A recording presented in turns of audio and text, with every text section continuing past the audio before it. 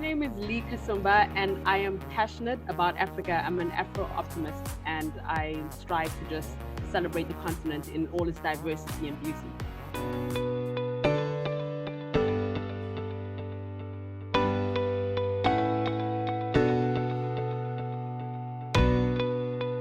I want to find a way of phrasing this in a way that all of my African American friends and it's not going to be taken in a bad way.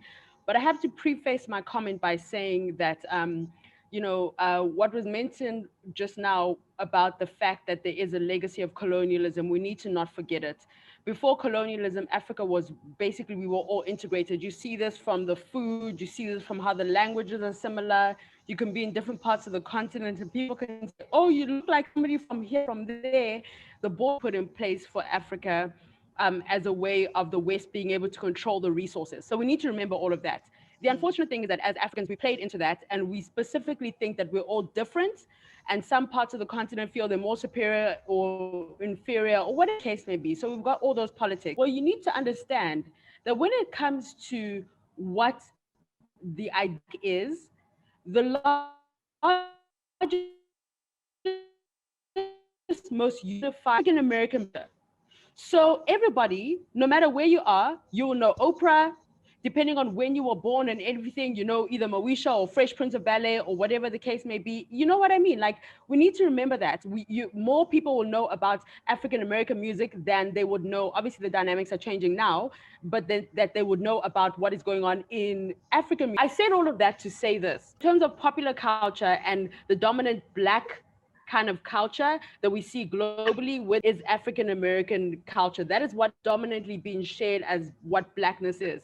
And I don't have a feeling either way about that. I'm personally somebody who's all Black is good Black, so I don't mind. But it's just a way to put it in perspective. So it's a lot easier because we've seen the culture, you've studied what's going on in African American culture. Whether you realize that you've studied it or not, studying can be what you consume every day or what you see every day and so forth. Studying can be all of that.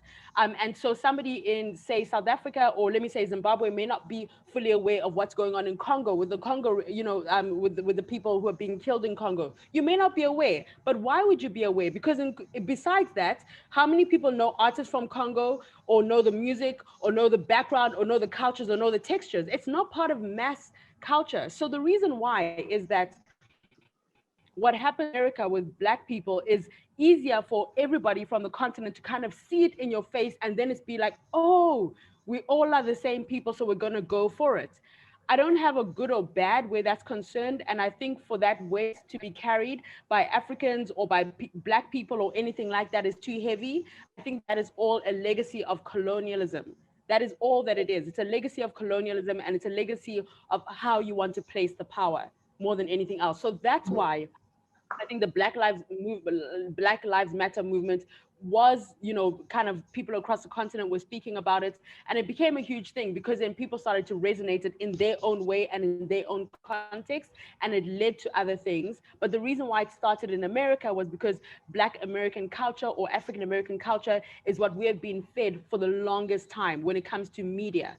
So this is the things that we need to understand where that's concerned.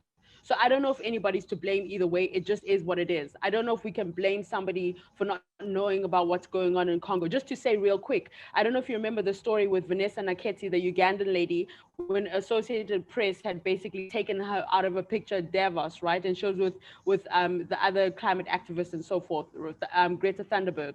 And I remember everybody was going on. They were like, oh my gosh, they've taken her out. As Africans, everybody was like, they've cut Africa out. By cutting her out, the Congo rainforests are taken out. By cutting, that was the entire discussion. They don't care about Black people and everything. Okay, that's okay.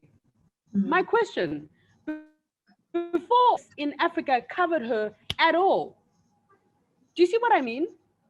So it's all of that. She was not even like the average Ugandan wouldn't have known about her next door, like a Kenyan or Tanzanian or somebody who maybe even knew about climate activism. I mean, there were people in South Africa that I was talking to. They had no idea who Vanessa was. They only knew who she was when she was excluded from Associated Press, which shows you that whoever's got the largest pool in press has the largest amount of power and they can bring the most amount of reaction. And I think that that is why with Black Lives Matter movement, it became such a huge thing. became like a tumbleweed for different black movements and African movements and people really voicing what was going on in their particular regions. Whether it's good or bad, I don't know, but in my opinion, I think that it is what it is.